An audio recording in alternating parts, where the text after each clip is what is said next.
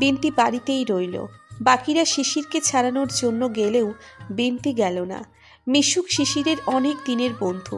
শিশিরের রাগের সঙ্গে পরিচিত আছে বলেই হয়তো থানায় আর অভিযোগ করল না।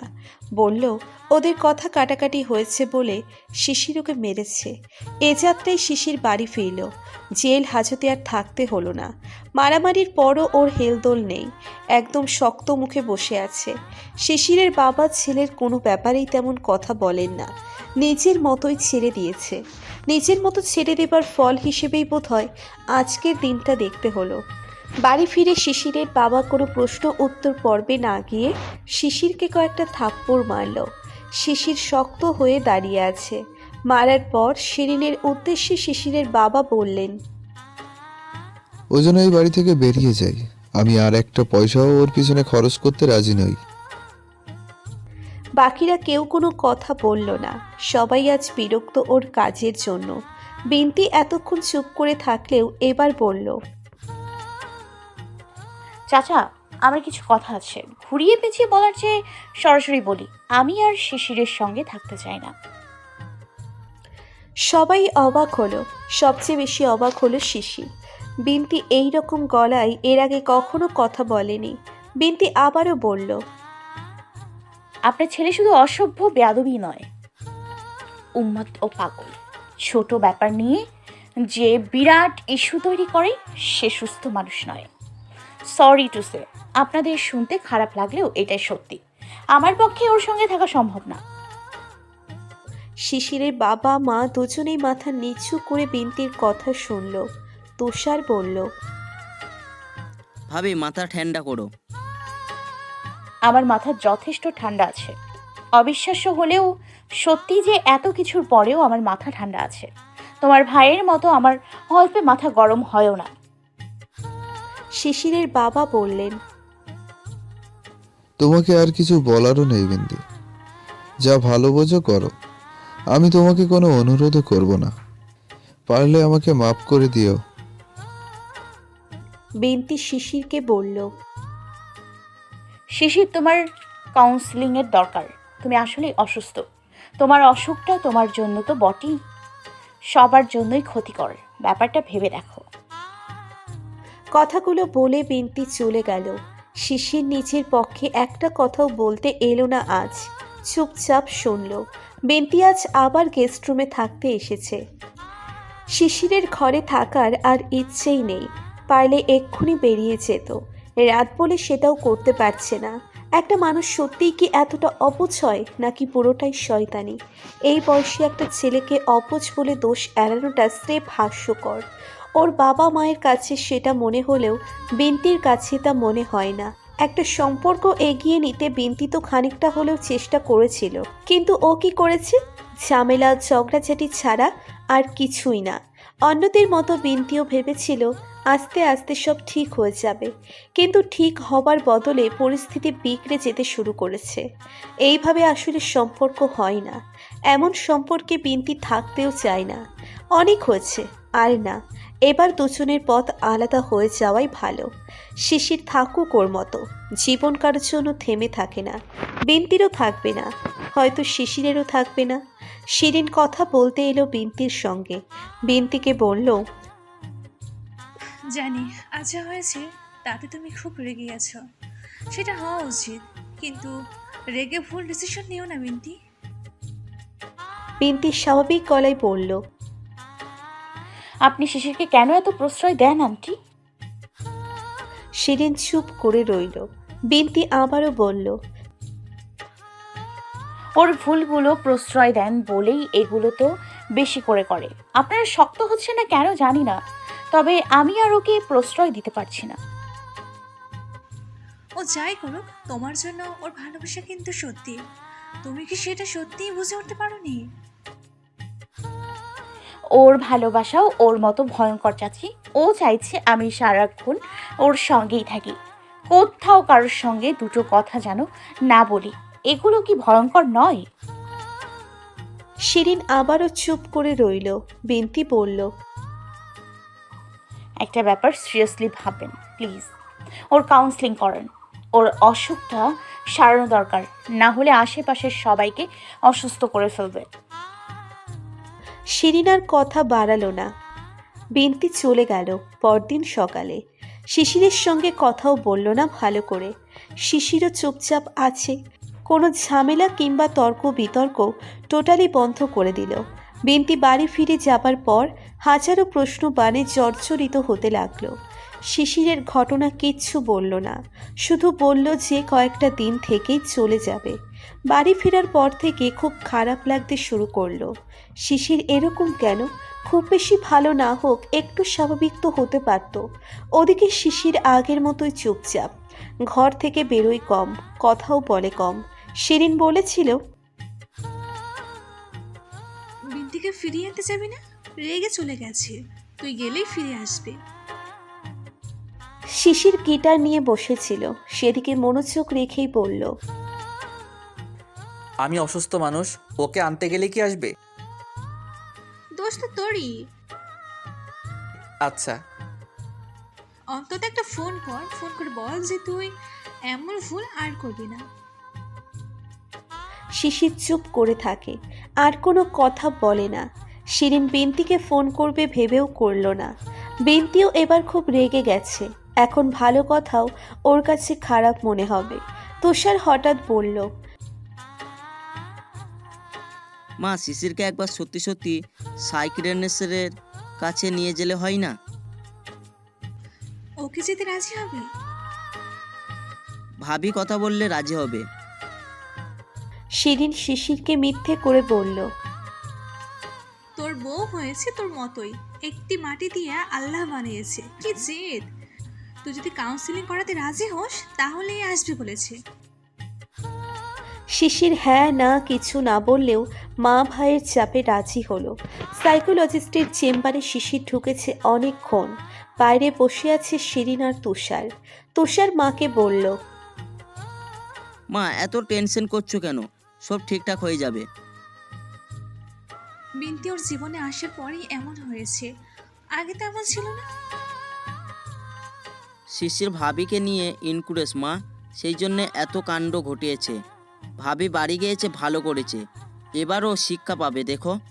ভাবি যেন 1 মাস না ফিরে। শিরিন মনে মনে বলল, বিন্তি 1 মাসে না ফিরলে শিশিরের কি হবে? যে ছেলে 2 দিন থাকতে পারে না, সে 1 মাস কি করে থাকবে? সাইকোলজিস্টের কাছে গিয়ে শিশির একদম চুপ করে রইল। ভাবখানা এমন যে ও মুখ ও বধির। যা প্রশ্ন করছে তার উত্তর দেবার বদলে ফোঁস করে নিঃশ্বাস ফেলে দেওয়ালের দিকে তাকিয়ে থাকে। সাইকোলজিস্ট ভদ্র মহিলা একটুও বিরক্ত হচ্ছে না, বরং একটার পর একটা প্রশ্ন করে চলছে। শিশিরও কোনো জবাব না দিয়ে বসে আছে। ও আসলে দেখতে চাইছে মহিলা ঠিক কী করে। সাইকোলজিস্ট সম্পর্কে ওর তেমন আইডিয়া নেই। মুভিতে দেখেছে, কিন্তু সামনাসামনি এই প্রথম। শিশির ভেবে রেখেছে প্রশ্নের উত্তর তো দূরে থাক, একটা কাশিও দেবে না। বিন্তি কোথাকার কোনো প্রেসিডেন্টের মেয়ে এসে তার কথায় কাউন্সিলিং করাতে হবে? কাউন্সিলিং কিচ্ছু করাবে না। ও পাগলই থাকবে। এরপর পাবনা যাবে, সেখানে গিয়ে পাগলা গারদে থাকবে। প্রয়োজনে মাথা কামিয়ে পাগল সেজে থাকবে। ওই বিন্তির ফেরার দরকার নেই। ও ভালো মানুষ, একা একা থাকুক। ওর শিশিরের সঙ্গে থাকার দরকার নেই। সাইকোলজিস্ট ভদ্রমহিলার নাম রওশন আরা শিশিরকে প্রশ্ন করা থামিয়ে দিয়েছে, কিন্তু ওকে যেতেও বলছে না। শিশির যে ইচ্ছে করে ব্যাপারটা করছে সেটা বুঝতে পেরে আর কিচ্ছু বলছে না। অপেক্ষা করছে শিশিরের কথা বলবার। শিশির নিজেও একসময় ধৈর্য হারিয়ে ফেলল। উসখুস করতে লাগলো উঠে যাবার জন্য। 1 কাপ চা খেতে পারলে ভালো হতো। ভদ্রমহিলা ছাড়ছে না কেন সেটাও বুঝতে পারছে না। এর কি আর রোগী নেই নাকি? মনে হয় বেশি নামকাম নেই। না হলে ওর পিছনে তো অলরেডি 45 মিনিট নষ্ট করে ফেলেছে। শিশিরের ছটফটানি দেখেও রওশনারা কিছু বলছেন না। শিশির এক সময় মুখ খুলল, বলল, আমি 1 কাপ চা খেয়ে আসি। আপনাকে এখানে চা এনে দেওয়া হবে, এখান থেকে বেরোতে পারবেন না। আপনার আর কোনো পেশেন্ট নেই? কেন? আমাকে এখনো ছাড়ছেন না যে? আপনার গার্ডিয়ান অনেকগুলো টাকা অলরেডি পে করেছে, অথচ আপনার সমস্যা না শুনে ছেড়ে দেব? শিশির উদাস গলায় বলল। আমার কোনো সমস্যা নেই। সমস্যা না থাকলে এখানে কেন এলেন? আমি আসিনি, আমাকে আনা হয়েছে। তাহলে চলে যেতে চাইছেন? হ্যাঁ। কিন্তু এখন যেতে পারবেন না। আপনার সমস্যা শোনার জন্য আমি টাইম হিসেব করে টাকা নিয়েছি, সেই টাইমটা এখানে বসে থাকতে হবে। শিশির বিরক্ত গলায় বলল। এতক্ষণ বসে কি করব? চা কফি খেতে পারেন। শিশিরের জন্য চা আনানো হলো। শিশির বিরস্ব মুখে চায়ের কাপে চুমুক দিল। কতক্ষণ এই রুমে বসে থাকতে হয় কে জানে। রওশনারা বললেন। তুমি কি বিরক্ত হচ্ছ? জি। তোমাকে তুমি করে বললাম, কারণ এখন তো তুমি আমার পেশেন্ট। আচ্ছা। তুমি কি আমার সঙ্গে গল্প করবে? তাহলে বিরক্ত ভাব কমবে। শিশির হেসে ফেলল, বলল। আপনার ধৈর্য দেখে অবাক হচ্ছি সিরিয়াসলি। এত পোলাইটলি কথা বলছেন কি করে? তুমি মনে হয় খুব রাগী, তাই না? এই জন্য আমাকে রাগানোর চেষ্টা করছিলে, কিন্তু আমি সহজে রাগি না, তাই তোমার চেষ্টা ব্যর্থ হলো। শিশির কিছু বলল না। রওশনারা বলল। তোমার প্রিয় রং কি শিশির? আমার প্রিয় রং জেনে আপনি কি করবেন? কোন একটা টপিক তো লাগবে গল্প করতে। শিশির থামিয়ে দিয়ে বলল। শুনুন, আমার কোনো সমস্যা নেই। আমি সুস্থ মানুষ। যারা আমাকে এখানে পাঠিয়েছে তাদের সমস্যা আছে। আপনি তাদের ট্রিটমেন্ট করুন প্লিজ। আমাকে কিছু জিজ্ঞেস করলেও উত্তর দিব না। কারা পাঠিয়েছে তোমাকে? আসলে নাটের গুরু ওই বিনতি, ফাজিল মেয়েটা। বিনতি তোমার ওয়াইফ? আনফরচুনেটলি। আনফরচুনেটলি কেন?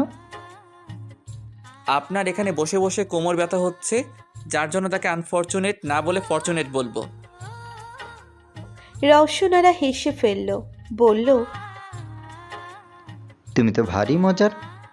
কিন্তু শুনলাম তোমার নাকি অনেক রাগ, কোনো কারণ ছাড়াই রেগে যাও। কারণ ছাড়া কেউ কখনো রাগে? এক্স্যাক্টলি, কারণ ছাড়া কিছু হয় না। তাহলে কেন এত রেগে যাও? শিশির খানিকক্ষণ চুপ করে রইল, তারপর বলল। হিপোক্রেসি সহ্য হয় না আমার। বেশ, তাহলে এসব মানুষকে এড়িয়ে চললেই হয়। কজনকে এড়িয়ে চলবো?